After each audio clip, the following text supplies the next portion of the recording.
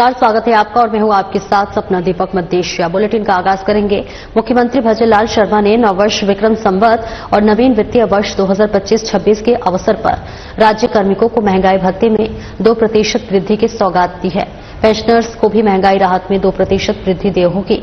उल्लेखनीय है कि शुक्रवार को केंद्र सरकार द्वारा केंद्रीय कार्मिकों के डीए में बढ़ोतरी की गई थी और इस बढ़ोतरी के बाद पहले कार्य दिवस पर ही सीएम के निर्देश पर बिना देरी किए राज्य में भी केंद्र सरकार के कर्मचारियों के अनुरूप महंगाई भत्ता और महंगाई राहत में वृद्धि को मंजूरी दी गई है।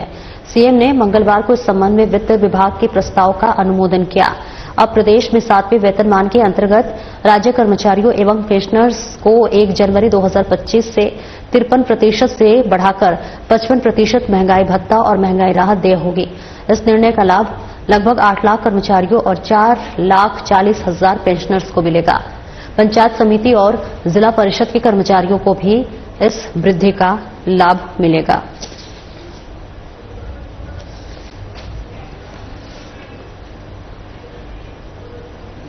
मुख्यमंत्री भजनलाल शर्मा ने सीएम निवास पर कई धार्मिक संस्थानों की ओर से आयोजित होने वाले कार्यक्रमों के पोस्टर का विमोचन किया। इस मौके पर महामंडलेश्वर मनोहर दास महाराज ने सीएम से मुलाकात की। सीएम ने 6 अप्रैल से 12 अप्रैल तक आयोजित होने वाले 7 दिवसीय हनुमत जन्मोत्सव के पोस्टर का विमोचन किया। इसके अलावा 10 अप्रैल को महावीर जयंती के अवसर पर राजस्थान जैन सभा द्वारा आयोजित एक जुलूस एक हम आओ करे महावीर वंदन शोभा यात्रा और श्री बड़के बालाजी के 88वें वार्षिक मेले के पोस्टर का विमोचन किया। इन संगठनों ने अपने कार्यक्रमों की जानकारी सीएम को दी और कार्यक्रम में शामिल होने का आमंत्रण भी दिया।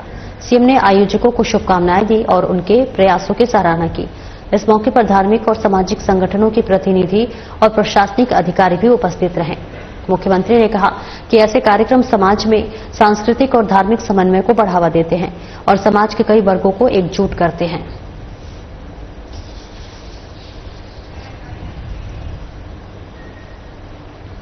और राजस्थान विधानसभा अध्यक्ष वासुदेव देवनानी मंगलवार को कोटा में रंगबाड़ी योजना स्थित शिक्षा और पंचायती राज मंत्री मदन दिलावर के घर पहुंचे। देवनानी ने दिलावर के भतीजे भंवरलाल दिलावर के निधन पर संवेदना व्यक्त की और वहीं देवनानी ने स्वर्गीय भंवरलाल दिलावर को श्रद्धांजलि अर्पित की। देवनानी ने शोक संतृप्त परिजनों को इस दुख को सहन करने की शक्ति प्रदान करने और दिवंगत आत्मा की शांति के लिए ईश्वर से प्रार्थना की। इस मौके पर राजस्व उपनिवेशक और सैनिक कल्याण राज्य मंत्री विजय सिंह चौधरी, कोटा दक्षिण विधायक संदीप शर्मा, कोटा जिला प्रमुख मुकेश मेघवाल, राकेश जैन भी मौजूद थे।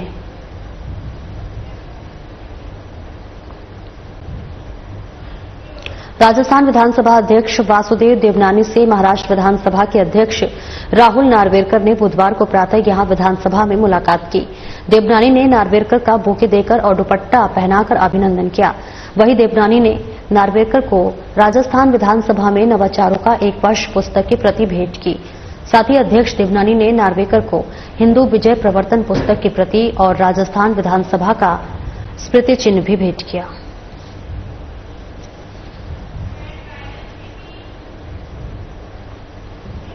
बीजेपी प्रदेश अध्यक्ष मदन राठौर ने कहा कि भारतीय जनता पार्टी का स्थापना दिवस 6 अप्रैल को व्यापक रूप से मनाया जाएगा। प्रदेश भर में जिलाध्यक्ष, मंडल अध्यक्ष अपने बूथ स्तर के कार्यकर्ताओं के साथ मिलकर राष्ट्रभक्त नागरिकों से बीजेपी के साथ जुड़ने, पार्टी को समर्थन देने की अपील करेंगे।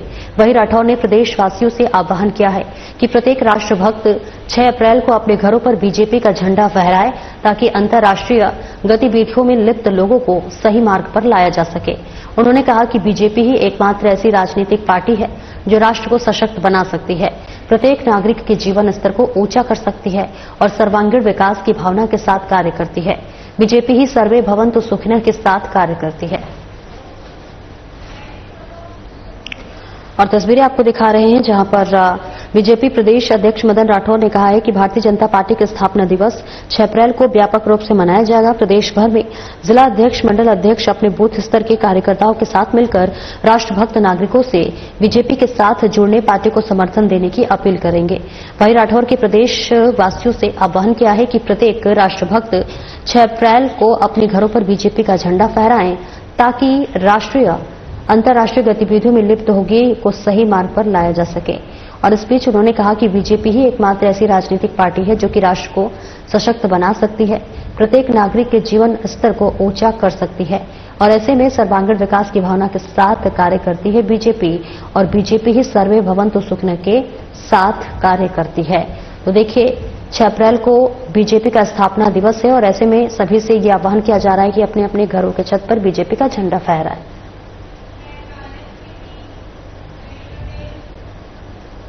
खबर हनुमानगढ़ से, जहां जिला पुलिस के बेड़े में 9 नए चौपहिया वाहन शामिल हो गए। इनमें 8 बोलेरो और एक कैंपर गाड़ी है। पुलिस उप महानिरीक्षक सह पुलिस अधीक्षक अरशद अली ने एसपी कार्यालय से इन वाहनों को हरी झंडी दिखाकर रवाना किया। इस अवसर पर डीआईजी अरशद अली ने बताया कि पिछले 3 महीनों में राज्य सरकार ने हनुमानगढ़ जिले को कुल 34 गाड़ियां दी हैं। इनमें से 20 चौपहिया वाहन हैं। उन्होंने कहा कि पहले कई थानों में पुरानी गाड़ियों के कारण घटनास्थल पर समय पर नहीं पहुंच पाते थे। नई गाड़ियों के आने से अब जिले के हर थाने और चौकी में चौपहिया वाहन उपलब्ध हो गए हैं। सिटी थानों में 3-3 गाड़ियां भी दी गई हैं। महिला पुलिस थाने में भी 3 गाड़ियां हैं, जिससे महिलाओं की शिकायतों पर त्वरित कार्रवाई की जा सकेगी।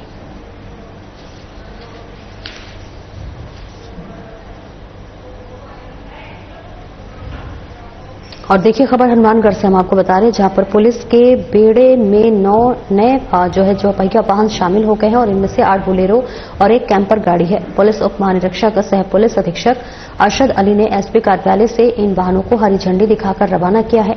इस मौके पर डीआईजी अरशद अली ने बताया कि पिछले 3 महीनों में राज्य सरकार ने हनुमानगढ़ जिले को कुल 34 गाड़ियां दी है और इनमें से 20 चौपहिया वाहन है। और उन्होंने कहा है कि पहले कई थाने में पुरानी गाड़ियों के कारण घटनास्थल पर समय पर नहीं पहुंच पाते थे।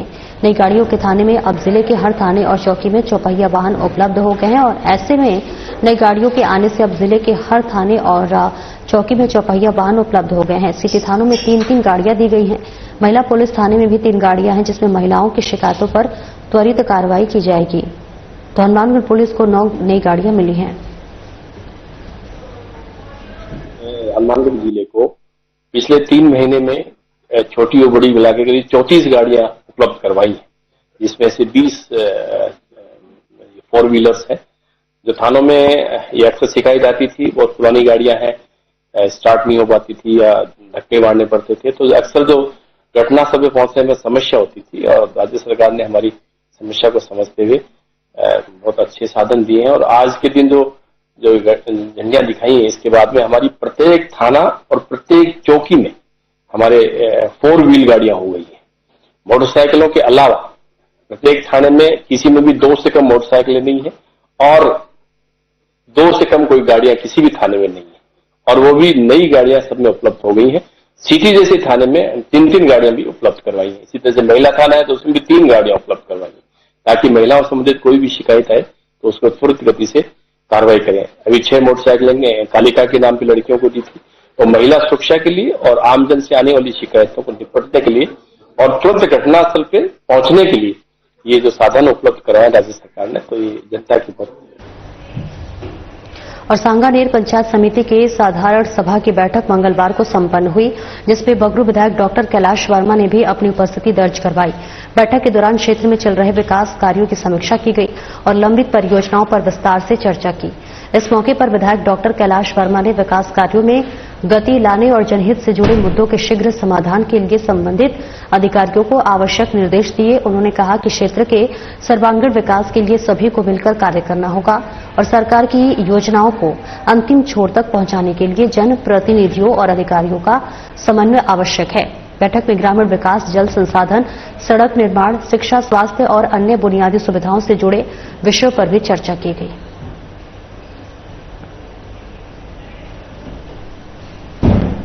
और देखिए, सांगानेर पंचायत समिति की साधारण सभा की बैठक मंगलवार को संपन्न हुई, जिसमें बगरू विधायक डॉक्टर कैलाश वर्मा ने भी अपनी उपस्थिति दर्ज करवाई। बैठक के दौरान क्षेत्र में चल रहे विकास कार्यों की समीक्षा की गई और लंबित परियोजनाओं पर विस्तार से चर्चा की।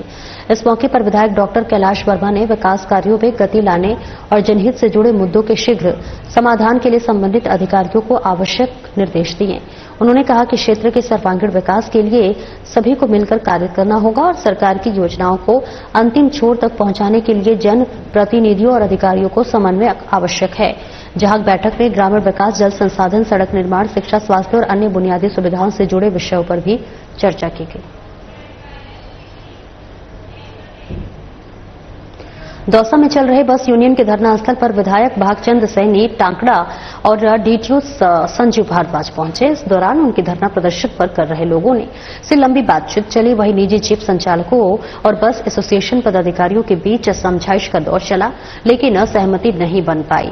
यूनियन पदाधिकारियों ने 6 सूत्रीय मांगों को सामने रखा और कहा कि जब तक मांगें नहीं पूरी हो जाती तब तक हड़ताल और धरना जारी रहेगा। और इस दौरान प्रशासन ने उचित कार्रवाई का आश्वासन दिया, जिस पर भूख हड़ताल तोड़ने को सहमत हुए और मांगों को लिखित समझौते पर ही स्वीकार करने की बात रखी।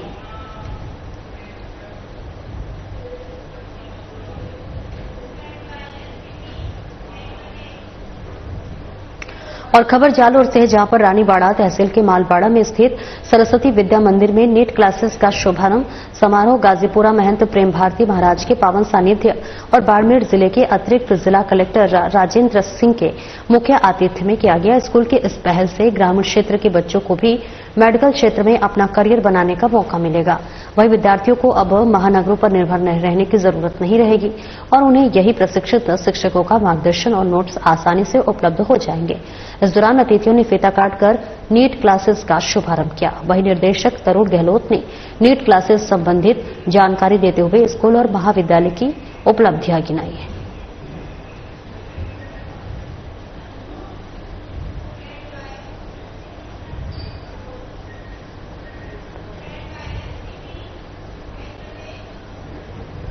और देश की राजधानी दिल्ली में 76वां राजस्थान दिवस धूमधाम के साथ मनाया गया। वहीं मरुधरा के स्थापना दिवस पर देश की राजधानी दिल्ली भी जयपुर की तर्ज पर खास अंदाज में सजी हुई नजर आई। प्रवासी राजस्थानियों की संस्था राजस्थान मित्र मंडल के तत्वाधान में ये भव्य आयोजन छतरपुर स्थित अध्यात्म साधना केंद्र में हुआ। संस्था के प्रमुख कनिष्क यादव ने बताया कि हर साल 30 मार्च को राजस्थान दिवस मनाया जाता है, जिसका उद्देश्य प्रवासी राजस्थानी शूरवीरों की धरा और संस्कृति को राजधानी दिल्ली में उत्सव के रूप में प्रस्तुत करना है। इस मौके पर महिलाओं के लिए गणगौर पूजा और मेहंदी प्रतियोगिता का आयोजन किया गया, जिसमें 500 से अधिक महिला प्रतिभागियों ने भाग लिया। साथ ही पोस्टर मेकिंग और पगड़ी बांध प्रतियोगिता ने बालकों और युवाओं का भी मन मोह लिया, जिसमें 150 से अधिक बच्चों ने अपनी कला का प्रदर्शन किया। कार्यक्रम में रक्तदान शिविर और संजीवनी दवा सेवा का भी आयोजन किया गया, जो कार्यक्रम को और सेवामयी बनाता है। राजस्थान की लोक कला, लोक व्यंजन और संस्कृति को करीब से जानने का ये महोत्सव दिल्ली में करीब 10,000 से अधिक लोगों ने देखा। एकता पुरोहित द्वारा भारत और राजस्थान के वीर नायकों की गाथाओं का मंचन भी हुआ। समारोह का प्रमुख आकर्षण था पारंपरिक राजस्थान भोजन, दाल बाटी चूरमा, जिले जिसे सभी ने आनंद से खाया।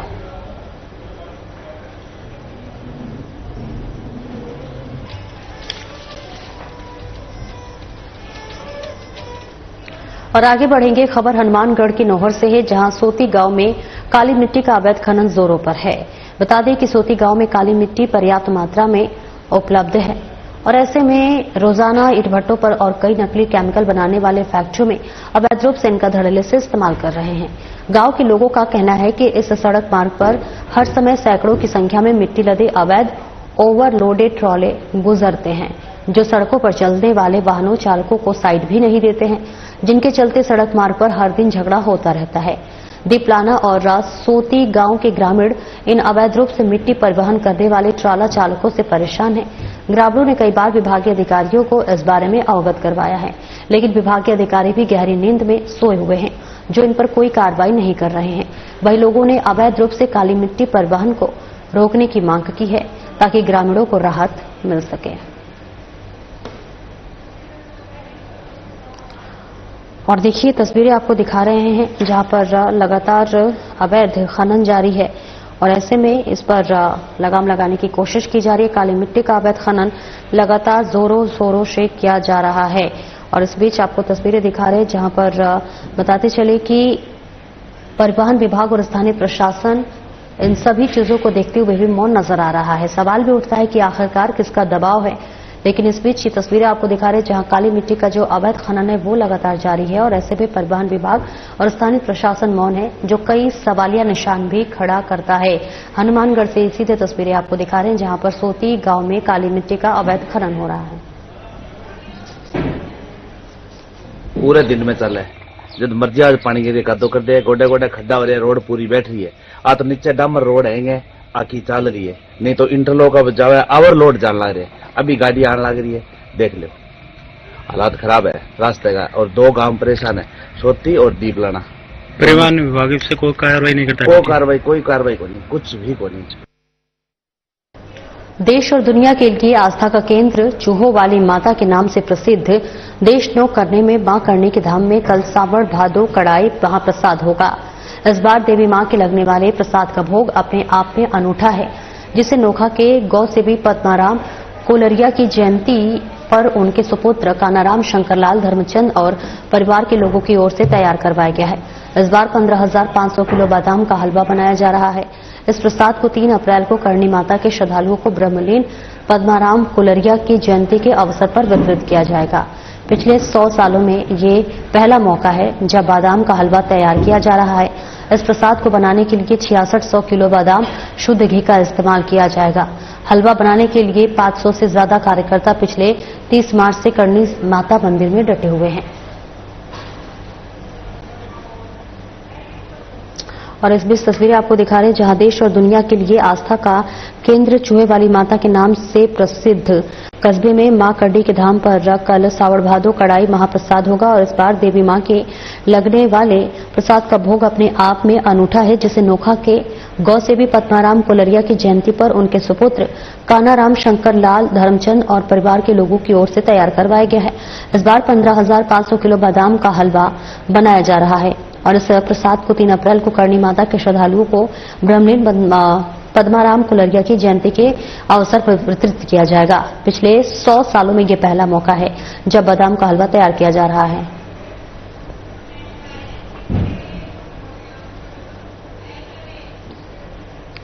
बाड़ी कस्बे के बराड़ा प्रताप स्टेडियम में चैत्र नवरात्रि मेले का आयोजन किया गया। पंडित हरि दवरारी लाल पार्षद ने बताया है कि विधि विधान व मंत्रोच्चारण के साथ आयोजन करवाया। मेला अध्यक्ष अमर सिंह पोसवाल ने बताया कि यह नवरात्र महोत्सव मेला 31 मार्च से 7 अप्रैल तक चलेगा और इसे दूर दूर से कलाकार अपनी कलाओं का जादू बिखरेंगे और सभी से कहा गया कि सभी शहरवासी मेले का शांति से आनंद ले। मेला उद्घाटन के मुख्य अतिथि पूर्व विधायक गिरिराज सिंह मालिका रहे। उन्हें ध्वजारोहण करने का शुभारंभ किया और कहा कि हमारा देश त्योहारों का देश, जिसमें अनेकों त्योहार बड़े ही हर्षोल्लास के साथ मनाए जाते हैं और आप सभी शांति से मेले में शामिल होकर कार्यक्रमों की शोभा बढ़ाएं। इस दौरान पूर्व विधायक गिरिराज सिंह मलिंगा, मेला अध्यक्ष नगर अमर सिंह पोसवाल सहित समस्त कार्मिक वार्ड पार्षद सहित पत्रकार बंधु समेत अन्य गणमान्य नागरिक मौजूद रहे।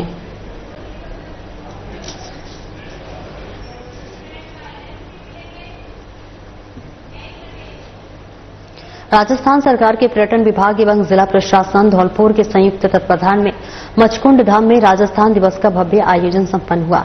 इस अवसर पर आयोजित सांस्कृतिक संध्या ने लोक कला की अनुपम छटा बिखेरी और दीपदान से पूरा परिसर जगमगा उठा। मानो संस्कृति और परंपरा ने दीपों के माध्यम से अपनी दिव्यता का संदेश दिया है। कार्यक्रम की शुरुआत पारंपरिक लोकगीतों से हुई, जिसमें स्थानीय और प्रसिद्ध राजस्थानी कलाकारों ने अपनी सुंदर प्रस्तुतियों से दर्शकों को मंत्रमुग्ध कर दिया। ब्रिज की रासलीला, चरकूला नृत्य और मयूर नृत्य कार्यक्रम को भव्यता प्रदान की। फूलों की होली ने उत्सव को और रंगीन बना दिया। दीपदान कार्यक्रम में नागरिकों, सामाजिक संस्थाओं और अधिकारियों ने हिस्सा लिया, जिसमें मचकुंड धाम हजारों दीपों की ज्योतियों से जगमगा उठा। यह दृश्य स्वर्गीय आभा से कम नहीं लग रहा था। कार्यक्रम में जिला कलेक्टर श्रीनिधि वीटी, अतिरिक्त जिला कलेक्टर हरिराम मीना, उपखंड अधिकारी साधना शर्मा, बीजेपी जिलाध्यक्ष प्रत्येक सत्येंद्र पराशर सहित अन्य गणमान्य अतिथि मौजूद रहे। कवि सम्मेलन ने राष्ट्रीय भावना का संचार करते हुए श्रोताओं को भाव विभोर कर दिया।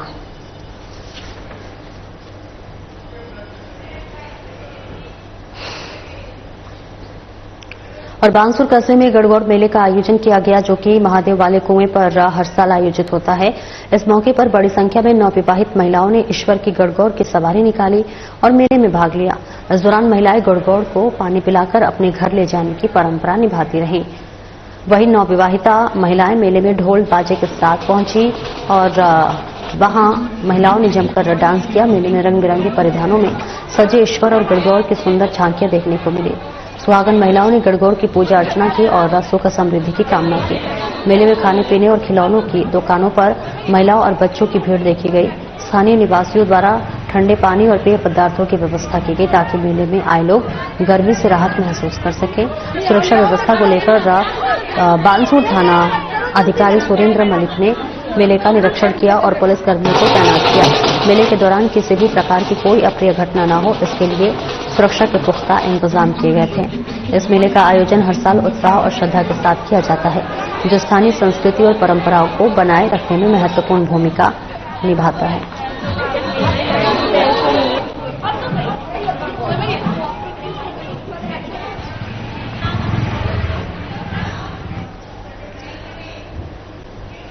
बानसूर थाना पुलिस ने बड़ी कार्रवाई को अंजाम दिया है। बता दें कि बसवा और नारायणपुर पुलिस के साथ मारपीट के साथ मामले में 1 साल से फरार चल रहे एक आरोपी को गिरफ्तार किया है। थाना अधिकारी सुरेंद्र मलिक ने बताया है कि दौसा की बसवा पुलिस और नारायणपुर थाना पुलिस ने गोडिया नारायणपुर में दबिश देकर आरोपी को डिटेन किया गया था।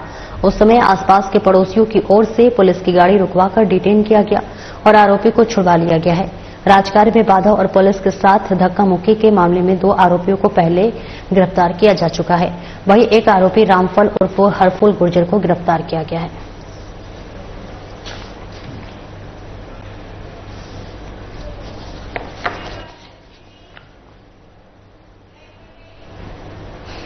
और आगे बढ़ेंगे, जहां राजस्थान में पश्चिमी हवा चलने के साथ ही तापमान बढ़ने लगा है। कल राज्य में दिन का अधिकतम तापमान 40 डिग्री सेल्सियस दर्ज हुआ।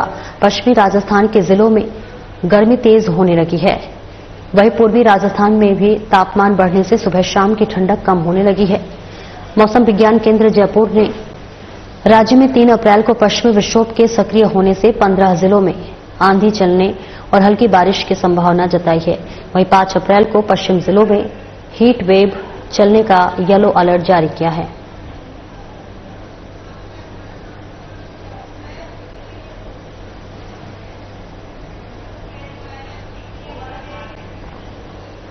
हरसौरा थाना पुलिस ने अवैध मादक पदार्थों को बेचने और रखने वाले के खिलाफ कार्रवाई करते हुए एक आरोपी विजय कुमार को 48 देसी अवैध शराब के साथ गिरफ्तार किया है। बानसूर डीएसपी दशरथ सिंह ने बताया है कि जिला पुलिस अधीक्षक के निर्देश पर क्षेत्र में अवैध मादक पदार्थ बेचने वालों के खिलाफ पुलिस की लगातार कार्रवाई जारी रखते हुए सूचना मिली कि देवशन मोड़ पर अवैध देसी शराब के 48 पवे ले जाते हुए आरोपी विजय कुमार निवासी परिसिद्धपुर यूपी को गिरफ्तार किया गया है। आरोपी को आबकारी एक्ट के तहत मामला दर्ज किया गया है।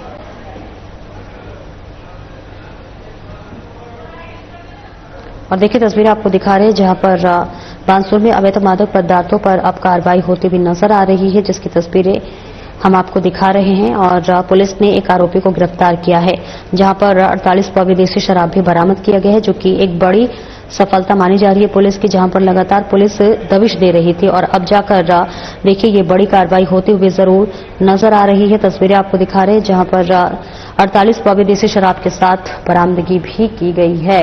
पुलिस के लिए ये बड़ी कामयाबी मानी जा रही है, जहां पर अवैध मादक पदार्थ बेचने वालों पर ये बड़ी कार्रवाई की गई है। पुलिस ने एक आरोपी को गिरफ्तार किया है और उसके पास से 48 पवे देसी शराब की भी बरामदगी की गई है। बानसूर डीएसपी दशरथ सिंह ने बताया कि पुलिस अधीक्षक के निर्देश पर यह कार्रवाई हुई है।